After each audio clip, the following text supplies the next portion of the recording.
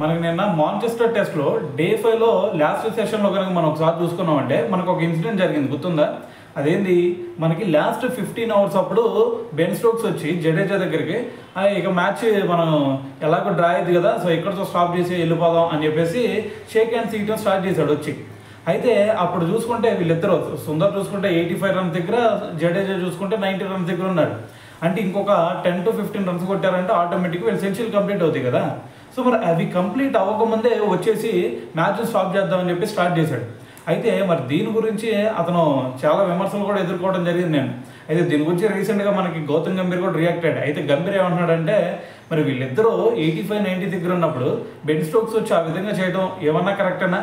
మరి అదే సిచ్యువేషన్లో వాళ్ళ బ్యాట్స్మెన్స్ ఉంటే మరి డ్రా చేద్దామని చెప్పేసి వచ్చి మ్యాచ్ను స్టాప్ చేసేవాడా? ఎట్టి పరిస్థితుల్లో చేసేవాడు కాదు కదా.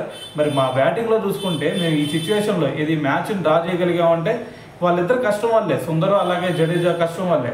మరి వాళ్ళ కష్టానికి ప్రతిఫలం దక్కేది ఎప్పుడు? వాళ్ళు సెంచరీలు కంప్లీట్ చేస్తే దానికి ఒక ప్రతిఫలం దక్కినట్టే కదా.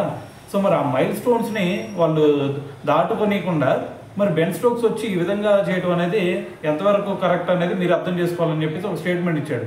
సో మరి ఇక్కడ చూసుకుంటే మేము ఎవరినో ఆనందపరచడానికి, ఎవరినో ఉద్ధరించడానికి మేము ఇక్కడ లేము అని చెప్పేసి మరి గంభీర్ అయితే ఫైర్ అవడం జరిగిందనమాట.